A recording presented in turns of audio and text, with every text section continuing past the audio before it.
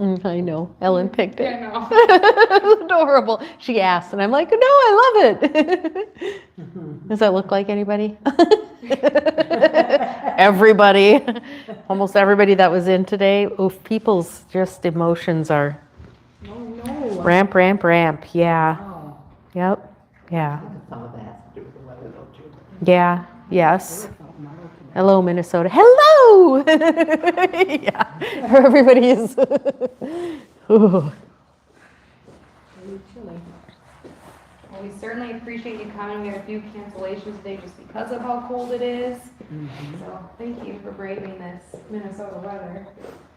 All right. Any snacks for you? I'm going to get started.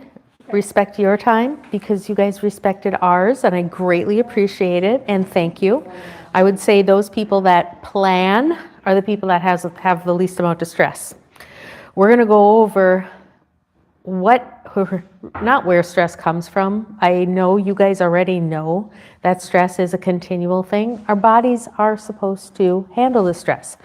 What I hope you walk away with, and this is just a large concept that I'm chipping away at, what I really hope you walk away with is that it's not the amount of stress, it's how your body adapts and how your body deals with stress. And then we're going to give you some ways so that your body is more adaptable, your body is more resilient, so that it can handle all of the things that come at it. Most people are really not confused intentionally. Most people, the culture teaches that stress creates chaos, stress creates, and that you should just be able to relax. You should just be able to handle stress. You should just be able to not be depressed. You should just be able to be motivated. You shouldn't be lazy. I can go through lots of different descriptors of when stress hits you. The thing is that it's not a matter of willpower. When your nervous system is under attack and your nervous system is on overload, we're going to talk about that, then you're working from a sense of fear. You're working from the position of sympathetic response. If you know what sympathetic response is, that's fight or flight. So everything that comes at you, your response is reaction. Your response is fight or flight in there rather than rest and digest. So we're going to teach you how do you bring your nervous system down into rest and digest. And if you can take on everything from that point of view, then everything's easy. Then nothing affects you like that. I love questions, especially with a group of this size. So as we go through this seminar, I can modify it and get it to be particular for you guys. And so just stop and ask questions as we go. Most of the time when I'm talking about things that are in your head are also in other people's heads. So just stop and ask. You can take me off tangent. I can talk on any topic whatsoever. And I love to give you the knowledge that you actually need. And so please take me off. Thank you. Take me off topic if you like. We put this seminar specifically this time of year because we're just post holidays. That just ramps everything up, but I think what's happening in the world is also increasing that and stacking that to be a little bit more this year than it has been in past years. But most of the time after holidays, new habits, different foods, lots of travel, too much sitting. Sometimes families can be more stressful, exposed to lots more germs. All of those things this time of year ramp stuff up. Know that if your body really feels like it's tanking, if it feels exhausted, if it feels like maybe it's on edge or it's anxious, good. That means it's doing the right thing. When it does the wrong thing is when you are numb to those sensations. Your body should take on stress. It should, but then it shouldn't hold on to that stress, right? Then what it should do is it should process it so that your nervous system goes up in response and then back down into normal. But what happens is you guys are hanging out up here and constantly and not even realizing it. And so we need to pull you back down. But what I was trying to point out is that to remodel what your health model is. Most patients think, and they're kind of at extremes, this is health model to me, this is medical model. Health model is your body should have stress, but it should adapt to it, it should be resilient to it, it should know how to handle it. It should have signs and symptoms. Those signs and symptoms in the medical world are called diseases, but they aren't diseases. High blood pressure is not a disease. If I did 10 jumping jacks, 10 burpees, you took my blood pressure, it should be up. Do I now, because I have high blood pressure, should I be on a medication? Is that something happening to me? Or have you been trained that those signs and symptoms in the medical model that come from your body are something bad?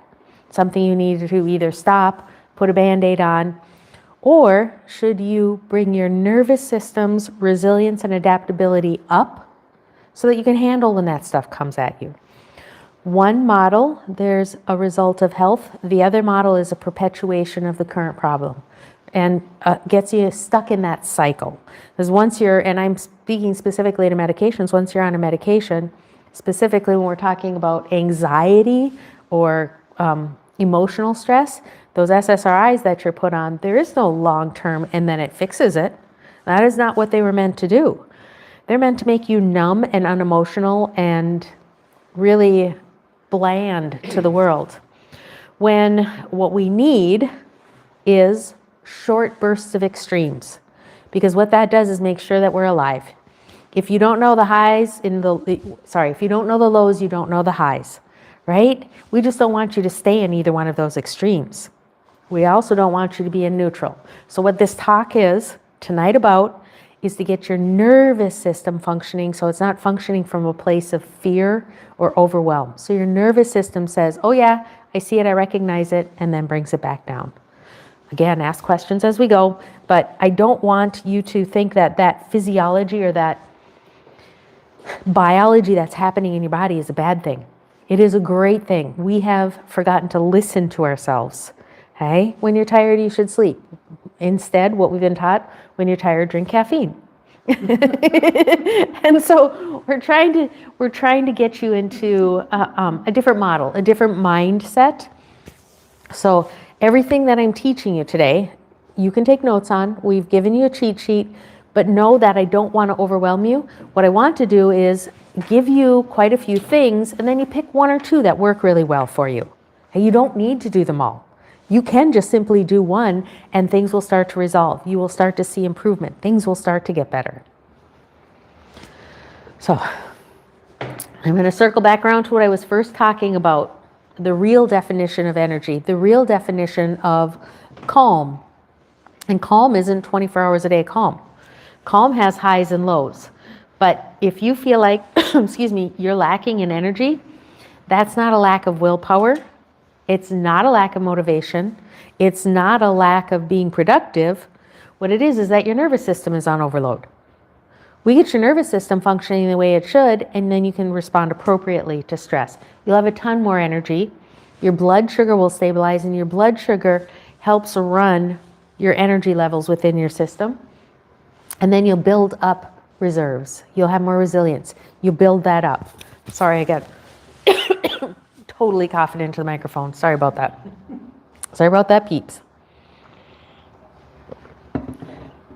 So what your body does when it exhibits a sign or a symptom, thanks, Chris, is it's saying it's working well. Actually, your system is working well.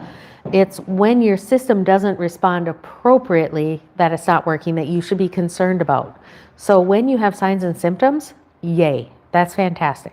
When things make you angry, when things make you sad, when things make you depressed, when things make you mad, that's fantastic.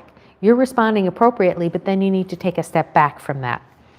So short term, your body should be able to handle all of that. Here's what's happened though. Everybody has been constantly inundated with high levels of stress over a very long portion of time. You never get a reset. You never get a rest. It's where that stress is coming from, and I'll give you some obvious ones. I would guess the biggest one that people are recognizing right now, because I hear it so often, is the media.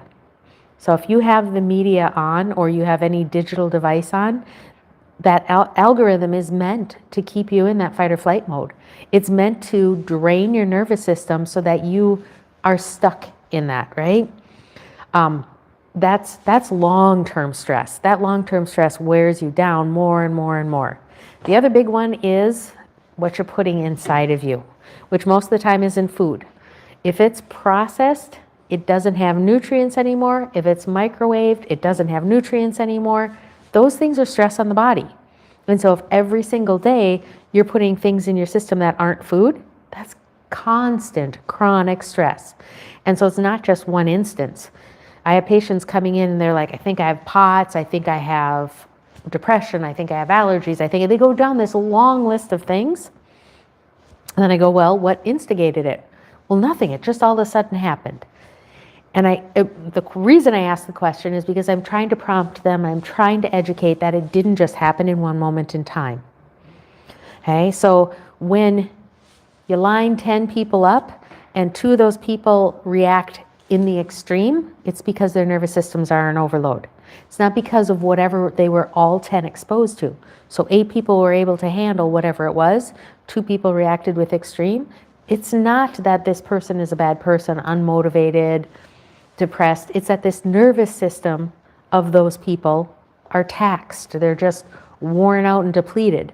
There's no way that they have to react other than with reactions, rather than responding, they're reacting. So we need to remove those stressors as much as possible, and we need to build your resilience up. And those are the tricks that I'm going to teach you about tonight. They're not even, I shouldn't really call them tricks. They're tools I'm going to teach you about tonight. So what does chronic stress do to the body?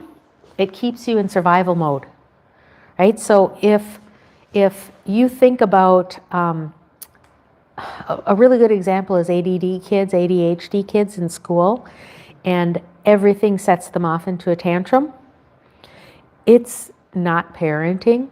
In a way it is, just partially because parents are responsible for kids. But what it is chronic stress over those tiny little short-lived lives, but that is built up so that they are working in survival mode. They're functioning in survival mode. And that what survival mode is to a kid is fear. Everything is a danger. Everything that they are exposed to, even if it's love, feels like they have to protect themselves. And so ultimately, teaching those kids some of those things that we're going to teach you tonight, some of those resets, bringing them into that parasympathetic rather than that sympathetic response, bringing them from that fight or flight or survival mode into that rest and digest, opens up their actual learning abilities, opens up the body to be able to heal. But until you get them there, and I'm giving this example because most people know some kid, right? I'm giving you this example is because you're no different. You can't learn. You can't over willpower something to make changes in your life unless you're in a safe zone, right? And that's your nervous system is in fight or flight. Your nervous system is in survival mode. So till we get you feeling safe and calm your nervous system down, you're doing the same thing. You just do it with an adult brain rather than a kid brain. But it's the get cut off by the driver while you're on the road, and I don't swear really, but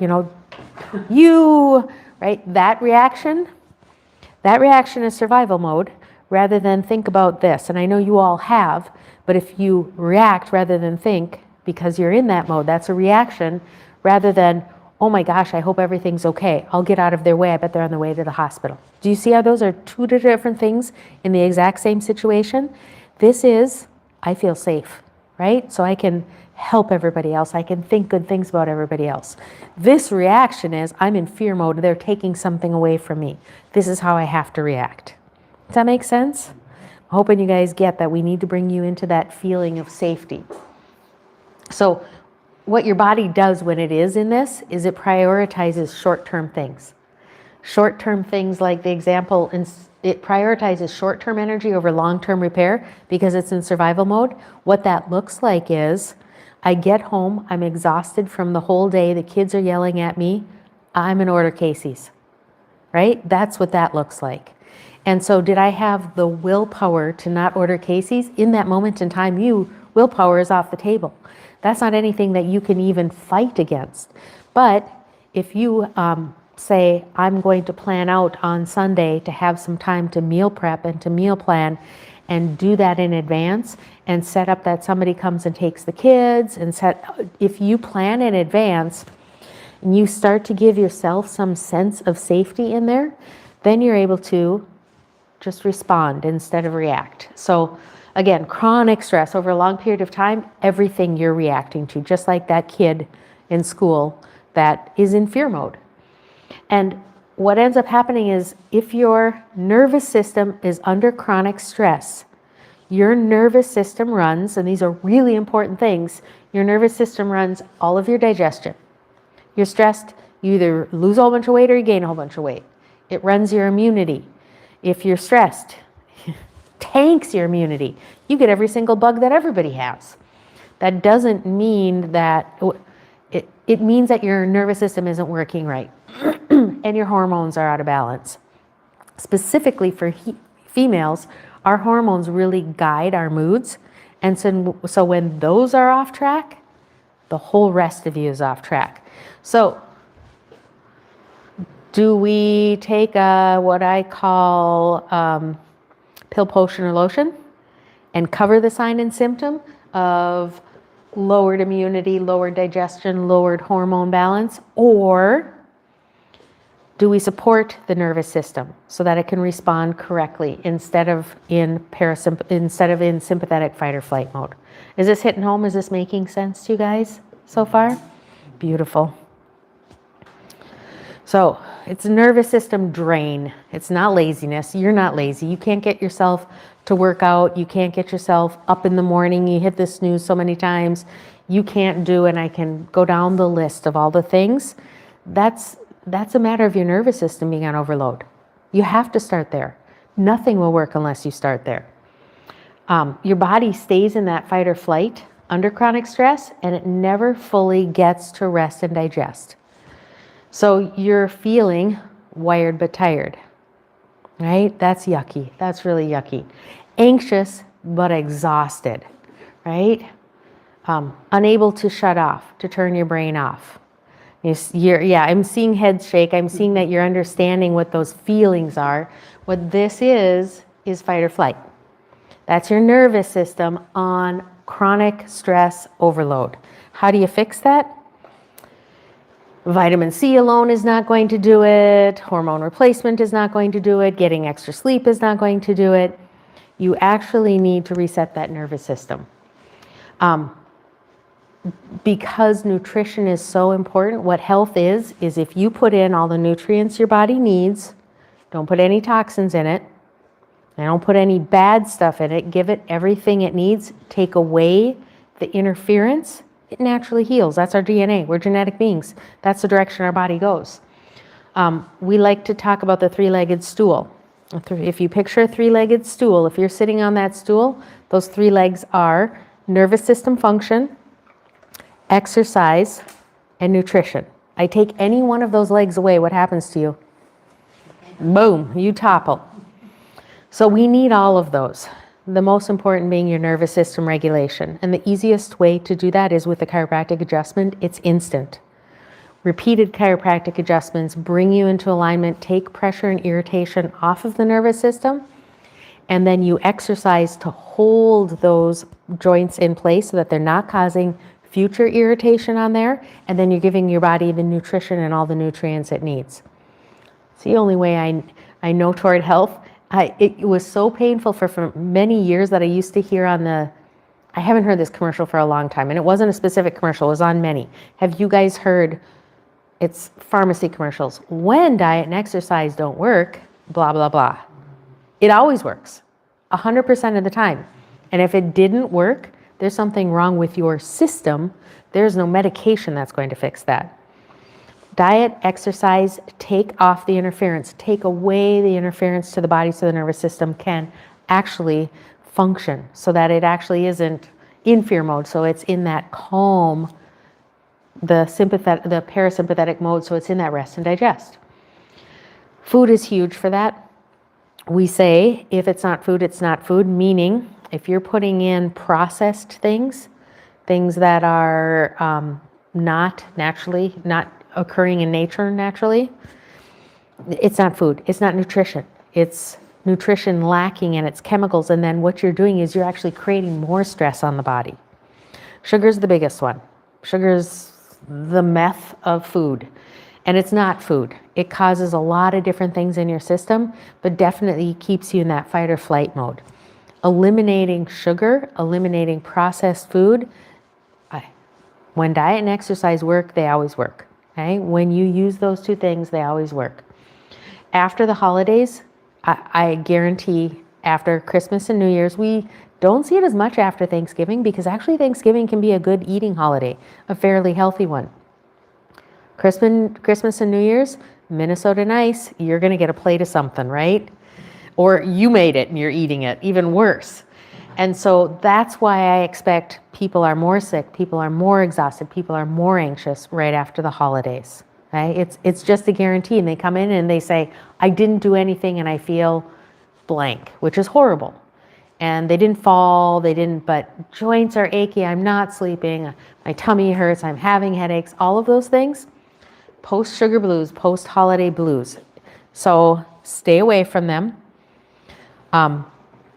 What that does in the system, what sugar directly does in the system, is causes inflammation through every part of your body, sugar and processed food. Because what your body says is, that's not food. We need to break it down and get rid of it. And how it does that is it spits out inflammation. That inflammation then goes to any previous injuries you had in your body and into your blood system and into your brain. And think about your brain swelling. Think about that inflammation being angry on your brain. Of course you're going to be crabby. Of course you're not going to sleep. Of course you're going to have brain fog. All of those things you can really tie directly to if there's nerve impingement, which is subluxation, which is what chiropractors take off, or if there's chemicals being put into the body. And when I'm talking about chemicals, I'm talking about anything that isn't a natural product, anything that isn't food. All of those things into the system, that's chronic stress. Chris, can you peek on my phone and see if it's still recording? There's a call coming in and I never thought of checking if that does something to it. When your hormones are off, your motivation tanks. I just want to remind you that that's not a willpower issue. It's not that I don't have enough willpower to keep going. It's that you don't have the sense of safety and the energy, the mitochondrial energy. So stress is constantly building up or constantly using up all of your reserves. So most people know about calories.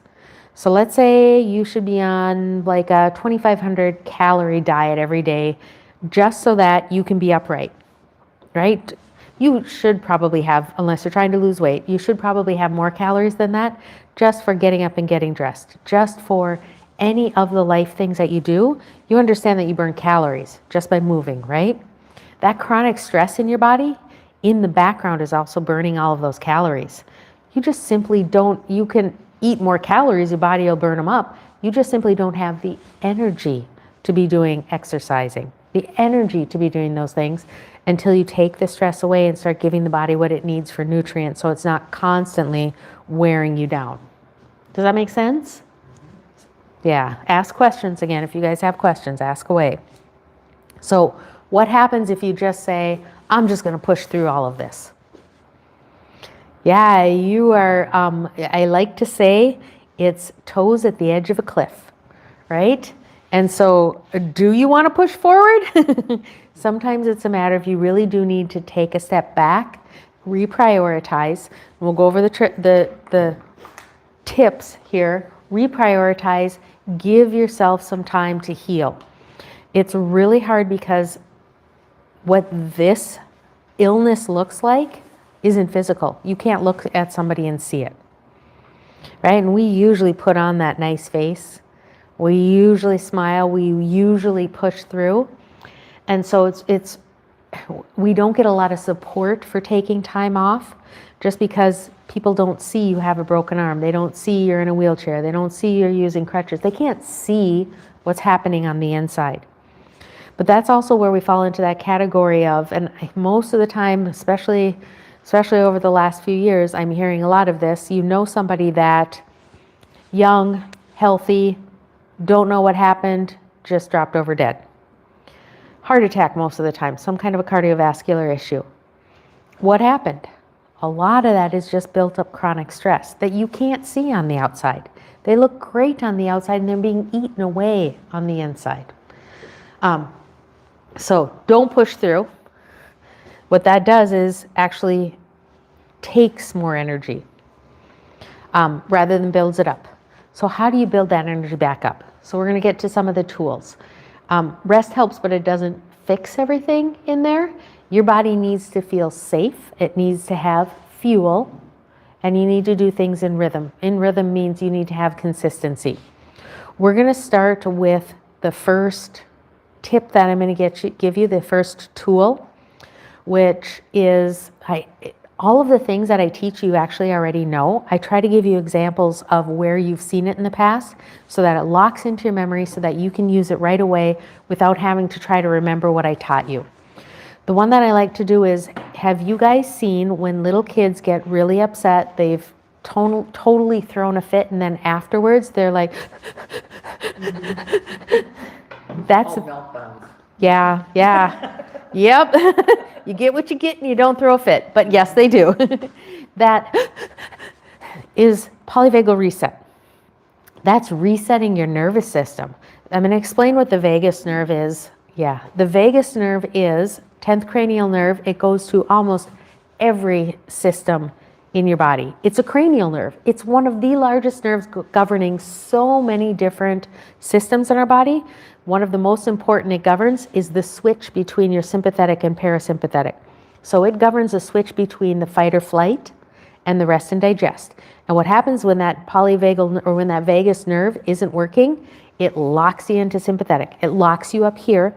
You learn to function there. It's not like you look like you're necessarily stressed, although you probably do, but you're locked in here until you reset that nerve. And it's like an exercise. You actually have to do exercises so that that pathway opens back up again so you can reset into the rest and digest. There's a ton of different ways to reset your vagus nerve. That quick, short intake of breath and then long exhale is one of the quickest ways. Really works well. Not hard to do, right? I imagine that if you're in the grocery store, you're behind a whole bunch of people being really slow, you're late to pick up your kids, you can see the stress going up, right? I would imagine that if at that moment you did your, people would probably wonder, my thought, good, teach them. One of the mantras that we have at the clinic is once you know better, do better. You guys know that one. Once you do better, teach. Teach and serve. The life of service is the most rewarding thing that you can possibly do. We are humans, we are community, we are all attached and in each other's lives. Teach. Once you know, there's no side effects to doing that. Just tell them, I'm doing a polyvagal reset. I don't know what it is, go ask Dr. Jen, but teach them to do that. Okay? Just say it calms you down immediately. So, quick, short inhales, long exhale brings your body back into rhythm. There's also something called box breathing, and your breath is your power.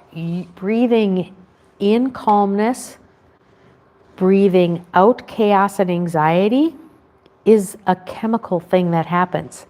You're breathing in, hopefully clean air, and what you're breathing out is, you know this, carbon dioxide, right? You're breathing out, you're literally breathing out stress. So taking deep breaths changes the whole physiology in the body. That's medicine to me. Hey, that's huge. Breathing specific ways helps bring you from here to here and helps regulate all of that. Box breathing or 4 to 6 count breathing are two other methods. They're much easier to do in situations without drawing a lot of attention. Box breathing is 4 breaths in, hold for 4 breaths, for a count of 4, breathe out for a count of 4, breathe in. So, sorry, let me say this again. Breathe in for a count of 4, hold for a count of 4, breathe out for a count of 4, hold for a count of 4. We're actually going to do that all together. I'll count for you. We're going to do that 3 times. So, everybody sit up tall. Posture is important. We got to open up all of that. I'm hoping that you're breathing from your belly. Everybody's going to start breathing in, 2, 3, 4, hold, 2, 3, 4, out, 2, 3, 4, sorry, hold, 2, 3, 4, 2 more. Breathe in, 2, 3, 4, hold, 2, 3, 4, out, 2, 3, 4, hold, 2, 3, 4. Last one, in, 2, 3, 4, hold, 2, 3, 4, out, 2, 3, 4, hold, 2, 3, 4. Those pauses your body doesn't like because it's used to constantly having to do things. That's your pause. That pause is training your body. It's safe to pause. Okay, we don't know it's safe to pause. We think we constantly have to keep going and going and doing and doing. Just that simple breathing technique teaches your body to stop and pause. It's kind of like, have you ever heard, if you're in an argument, stop and count to 10? That's that same technique. That's what it is. Huge. Yes. So with that breathing, like how we just did it 3 times or 4 times, is that like recommended, or can you do it like once and it has the same effect? If you pat, it's like it is an exercise, not like an exercise. It is an exercise. If you have consistency to it, and let's say you're doing it 3 or 4 times a day over a few days, then yes, you'll get to the point where you can just do it once and you'll feel better. Could you breathe like that all day long? Thank you for getting me off track. I love giving weird kinds of little tidbits. I love doing research and I love learning. And once you know better, do better. Once you do better, I love teaching. The longest lived animals on the earth have the slowest heart rate and the slowest breathing rate. Okay, we're constantly, well, usually we have tight clothes on and we're sitting and we're not breathing correctly. People shoulder breathe instead of belly breathe. Right? So breath is so powerful and helps regulate your system. It's the most important exercise, right? You could get by without doing bicep curls. You can't get by without breathing. And the air, you can, 3 days without water, 7 days without water, something like that, and 30 days without food, but you can't get by more than usually a few minutes unless you've trained without air. It is that important to our body. So use it as an exercise. That is one of the most important exercises. I like to say start before you get out of bed in the morning, right when you wake up. Just do some kind of a breathing technique before you fall asleep at night, because both of those clear things. And if you focus on your breath, you pull yourself out of what I call monkey mind. You pull yourself out of that going over and over the same thought again and again. That's usually in the morning and at night, because you are still at that time. Stay in control of your own brain at that time. Don't start the day with monkey mind. Don't go to sleep with monkey mind. And then anytime you feel stress throughout the day, throw in another breathing technique. Then you're getting in 3 to 4 times throughout the day. You're exercising. You're training your body to understand that. The other one, and we're not going to practice this one, but the other one is just breathe in for 4, pause, out for 6. That difference starts completely emptying out. We usually don't empty out fully our lungs. There's always a pool hanging out in there. And when you breathe in for 4, pause, out for 6, you're really getting rid of some of that dead oxygen that's way down deep in the lungs. That's huge. You'll start to know it becomes easier. A lot of times when when I started out the 4 count, I get ahead of myself. And the anxiety happens in there. And it happens to all of us. But you notice when I got to the end how my whole system calmed also? That's normal. That is absolutely normal. You should do that. You need to do it consistently so that when stress comes, it's not about not reacting. When stress comes, you appropriately respond and you do it calmly and not from a sense of fear. Does that make sense? Thank you. Great question. Feels so good when outside, even as cold as it is. Yeah. Oh man, there's, I love it in the mornings. oh, it does. It feels fantastic. That's along the same lines. There's a ton of vagal resets or polyvagal resets. Cold shower, cold air. Yes. All of those things really help reset that. What that is exposing your body to extremes. So that, like we talked about at the beginning, if you don't have lows, you don't know highs. So you have to experience those. That's what keeps you alive. You just don't want to live in that, right? You want your body to say, oh yeah, heck yeah, wonderful, and then back. Okay, instead of it. Showers are not good. Hot showers? Is that what you said? Tom takes such hot showers. Ooh, it relaxes muscles, but what ends up happening, that's, And that's all night. It's just, I said, you have to cool your body down. Yes. I don't care if you want to take a hot shower, but then slowly get cooler, cooler, yep, cooler. yep. She's absolutely right. Your body needs to be a couple of degrees cooler when sleeping at night. That's healthy. That is actually what our body is meant to do. And anytime you apply heat to the body, what you're doing is you're bringing in a whole bunch of new blood into the area, and then it stays there. And you usually don't understand that you end up being more sore a couple hours later. It's like, oh, relaxes my muscles, feels so good. But then the Pores are wide open. I said, and everything just stays there. You do need to close it down afterwards. And even if he just starts with a second or 10 seconds and then builds it up, that'll help him out. I gotta go ask my doctor. I, Describes that. oh, God, I think I have one hanging on. I better make an appointment. This is how I describe my mom. Don't know a clue about her health. She Yeah. never goes to the doctor. Don't know if she has anything wrong with her. it was a generation. Yeah. It is starting to change. That there, a pill, potion, or lotion is that's the medical model. It's seeking health outside of yourself rather than understanding. Take away the interference, give it all the nutrients it needs, and your body will go back to genetic health. Genetic illness is like 0.03%. So the likelihood that you have a genetic illness and that this wouldn't work for you is so rare, that it's painful for me to watch on a daily basis. There are two things that have wonderfully happened, and they're horrifying, but they're wonderful things that have happened lately. One of them is that it's really difficult to get into the medical doctor, and so people are having to take accountability for their own health, and they're having to seek out chiropractors for health instead. Fantastic. The next is insurance deductibles went crazy, and so people are finding ways to be accountable for their own health.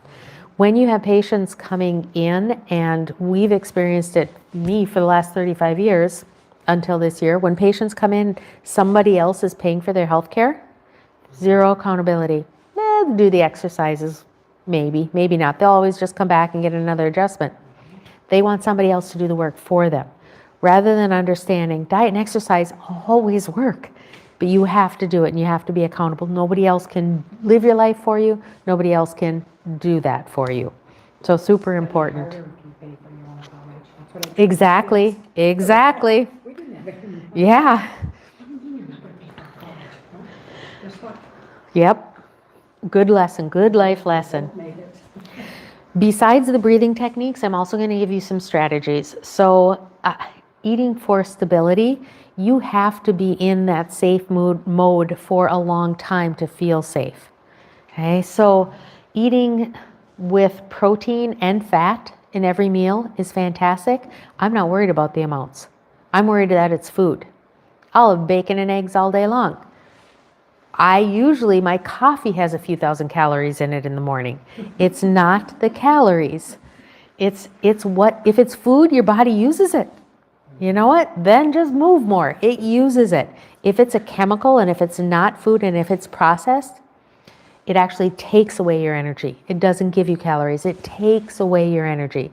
They did not that long ago when they were just trying to figure out to change the food pyramid, and they said calories aren't the same. And they would say, you know what, here's 2 pieces of candy and here's like 5 cups of almonds, same amount of calories. And they said, so calories as energy, but the problem is they don't realize this may have calories, but your body burns, it has to, not energy, well, it does burn energy. It has to burn up its resources to digest this food. This food, minimally, the body knows what to do with it, right? And then this stuff never fully gets digested and hangs out as fatty liver and as toxins in the body. So it's chronic stress that your body doesn't just eat, digest, poop out. It's chronically having to continually deal with that. So protein and fat at every meal, whole foods. Food, just food, right? It is not difficult. It is really difficult. It is really difficult to eat well. It is not difficult for me because of the way I was raised. I have hippie parents. I can walk into your fridge and find to make something where you go, what the heck? But if you weren't brought up that way, it's really hard. And you guys are in the martial arts gym. For years, I had kids that I would have food out on the counter for them because they're like dementia brain dead. They could not focus when they came in. And I discovered that some of them didn't even have ovens or stoves in their apartments, just a microwave. So the only food they ate wasn't food. The only cooking that happened was with the microwave, not food. The microwave destroys all the nutrients in the food. So even if it's like a sweet potato you put in there and it's great for nutrients, it gets destroyed when you put it in the microwave.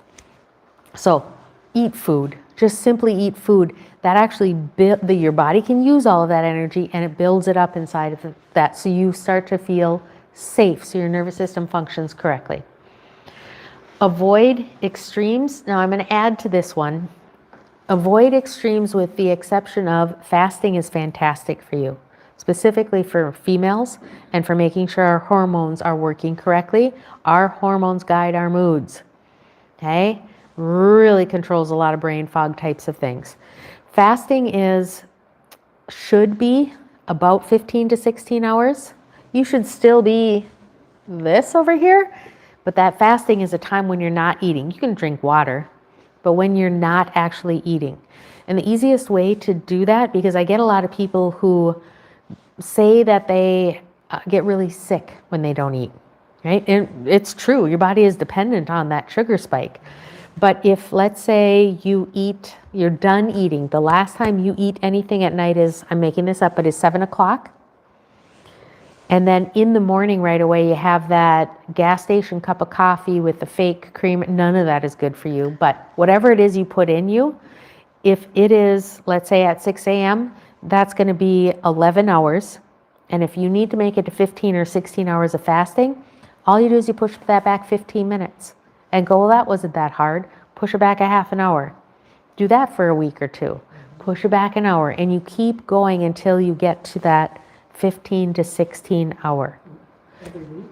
Every day. Now, I am so generalizing because there are so many different fasts out there that really, truly, looking at you guys and knowing your health, every single one of you sitting here has a different fasting regime that you should be doing. Gender, age, where you are menstrually, there's so many different factors. What the moon cycle is right now, there's so many different factors. But if I can just teach you, or if you can just do that general one, huge results. You're going to notice huge results in your whole system. I'm not talking about weight loss, weight gain. I'm not talking about your weight at all. I'm talking about your energy levels, your clarity of thought, your moods, all of your mitochondrial health, all of that, with getting to that point of fasting. So skipping meals is different than fasting. Then once you are to that fasting range, during your eating time, you should be grazers, but you should have protein and fats, lots of whole foods, and I cannot even explain to you how deficient in fiber we are. So even if you took 2 Metamucils a day, you probably have a fifth of the fiber that you actually need in a day. We just do not have enough fiber in our body. There's not a lot of things that let me take this back, that I do recommend supplements. I don't give supplement recommendations until people are eating correctly, because otherwise, pill, potion, or lotion, I'm just giving you something else to take the place of what you should be doing. Now, there are some conditions that I do give supplements for to get you there so that we can have your body start to absorb things. But fiber is one of those things that's really hard to get in. The American culture and the American diet just doesn't have enough of it in. Other cultures eat entirely different than we do. So this would be one of those things that I would say, until you're at that point in changing what you're nutritionally putting in, do some kind of a fiber supplement. But do a quality one. Metamucil is not quality. There's lots of other junk in there. Don't do that. Number 2, regulate before you motivate. Okay? Do not beat yourself up. Okay? So how, New Year's resolutions, they don't work. Most people aren't doing them anymore. You know they don't work. Don't do a New Year's resolution. Don't say, how do I get more disciplined? Don't fall into the algorithm of, we start working out on Monday, join us, and you will transform your body by pill, potion, and lotion. None of it works until you regulate your nervous system, until you feel safe enough that you have enough energy. Reduce those chronic hidden stressors that are draining you. The big ones? Yep. So, take care of this with fasting. Don't microwave anything, and make sure that if you put that thing out on the counter, it should get moldy and rot. Otherwise, it's not going to digest inside of you. I mean, don't eat it that way. I just mean that that's the test to know whether it's food or not. Alcohol, not great for you because it turns into sugars in your bodies, and sugar is number one. Get rid of those things. Get them out of your system. Support your repair. Consistent sleep timing is huge. It is really draining and hard on the body when you shift that. Okay? Yeah, there's tools for that. One of them is a red light signaling dusk and signaling dawn, just to get your nervous system regulated into, your hormones within your body and your sleep cycle within your body is governed by light. So you need to sleep in all darkness, but you should go to sleep, if you have the ability, go outside and watch the sunset. Or in Minnesota, From the window. yeah, or just a red light. And then the same thing when you wake up in the morning. I have one in my bathroom. I just turn on in the morning. I don't like to just okay, wake up, let's go. I mellow in the morning, right? And I have a lot to do in the morning, but I have a red light in there. I can still see, still doing what I'm doing, and my whole system just slowly starts to wake up. The same thing as I go to sleep at night, right? Go into the bathroom, I'm brushing my teeth, I'm doing all of those things, red light's on. I don't need to see myself. I mean, it's just you don't need bright light at that time. And it signals to my body, here is the normal for starting to wind down and go to sleep. So those are the kind of comments and questions that I like, where I can throw in some extra things. Gentle movement. This is my reminder. If you are a patient here, you are always welcome to come to our spinal care classes. Even if you're not a patient here, you're welcome. They are every other Monday and Thursday. Mondays is at 4:30, Thursdays is at noon. You can always call, always ask Chris when it is. You're always welcome, and my suggestion is come to more than one. You will go, oh, I was totally doing that wrong. You have to hear it a few times. There's simple exercises. Do them a few minutes in the morning, a little bit at night, a couple of times through the day, total of maybe 15 to 20 minutes. But they're motion for your nervous system. We like to say, kind of sarcastically, don't wait till you have a cavity to brush your teeth. Don't wait to exercise your spine. Don't wait until you have a subluxation or you have a nervous system impingement or interference or inflammation to start doing spinal exercises. These are important. You can get by without these. You can't get by without your spine. It's that important. If you're brushing your teeth twice a day, you absolutely need to be doing spinal hygiene exercises. Sunlight exposure, and that's kind of what we were just talking about, especially us Minnesotans. Vitamin D in the winter is, So my rabbit hole for today, I went down the rabbit hole of vitamin D today. And usually it's triggered by, It's usually triggered by a patient question. Starts out my morning somewhere along the line, and then I hear it again from another patient. And then I put it together and I go, this is what they need. This is what my patients need right now. And I start on some research. Here's the newest, as in it was only out about 5 days ago. They've actually started to do the research on how much vitamin D our bodies need, not specifically for Minnesotans. We need more.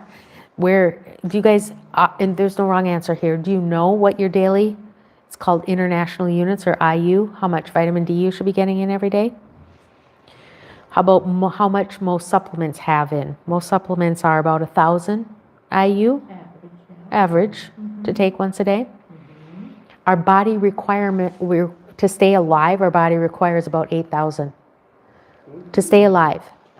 You guys know what RDA is? Like on a bottle of vitamins, you'll see, or anything, you'll see, like in a box of cereal, you'll see RDA, recommended daily allowance. Oh, yes. Okay, did you, on that box, we're just gonna go box of cereal, RDA. Okay, well, I'm gonna have a 3-year-old child eat this, and I'm gonna have my 80-year-old grandpa who weighs 300 pounds eat it. Wait a minute, the RDA is exactly the same, right? The light bulb should go off on processed food. But what you need specifically, what the supplementation and vitamins and really actual healthcare has really been controlled and censored. Because if you could take care of yourself, you wouldn't need to go to the medical doctor, you wouldn't need pharmaceuticals, right? So what that actual information is, there really hasn't been a ton of studies done on it because nobody will fund it so that you can just take care of yourself. That doesn't make any sense. So it's now starting to come out, and they're doing some base. So at this age, of this gender, here's what. I'm still generalizing on the 8,000, but I'm just trying to point out it went from 1,000 to 8,000 is what it actually is. There's that big of a difference, and that's just in one supplement. That's across the board in all supplements. So consider, especially in Minnesota, that you should be taking vitamin D daily. Yeah, I like the D3 with K2, so you increase, yes, the calcium. Getting it through. And liquid is better because then you can dose it yourself. So you can increase it in the winter and just not take quite as much in the summer. So it's huge. Yeah, hopefully you are. I always say I need more sunlight. It helps my energy level. Yeah, exactly. You're I feel fueling your like I'm mitochondria. doing something more. Yes, because you have calmed your nervous system. Good job. So, what is health? It's a reset, right? It's just, I'm here. I need to do some other things. It's not necessarily a detox. Although when I talk detox, I talk physical, chemical, and emotional detox. What I say is don't expose your body to physical, chemical, or emotional toxins and give your body all the nutrients it needs.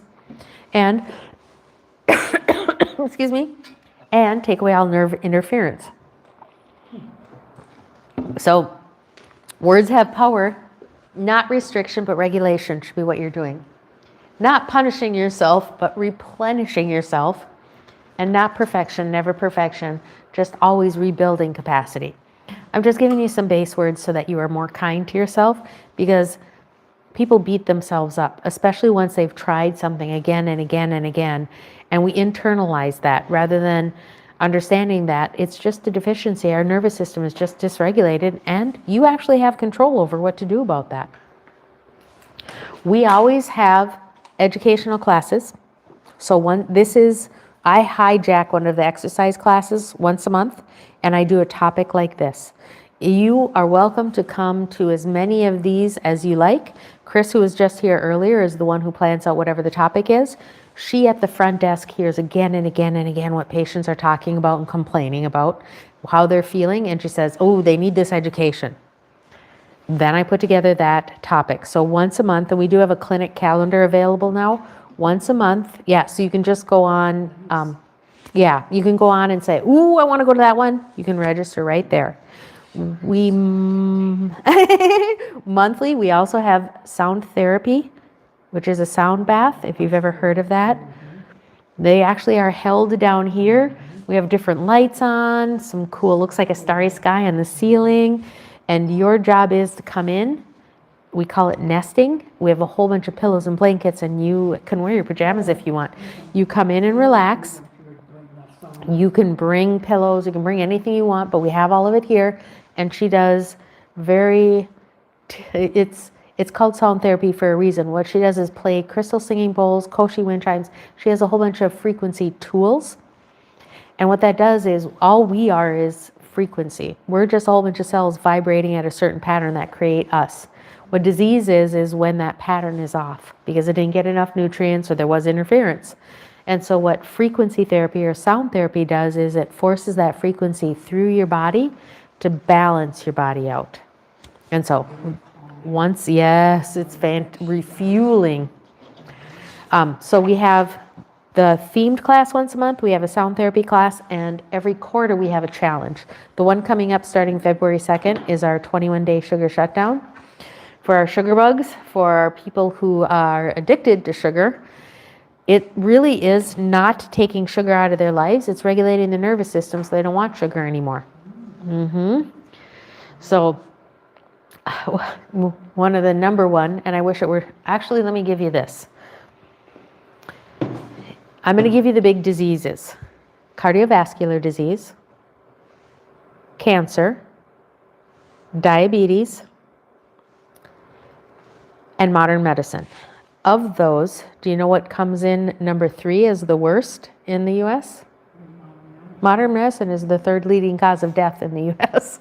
That's pretty scary, but diabetes is right up there. And so that's part of the reason that we do the sugar shutdown, is to retrain behaviors and to refuel your body with different means and methods.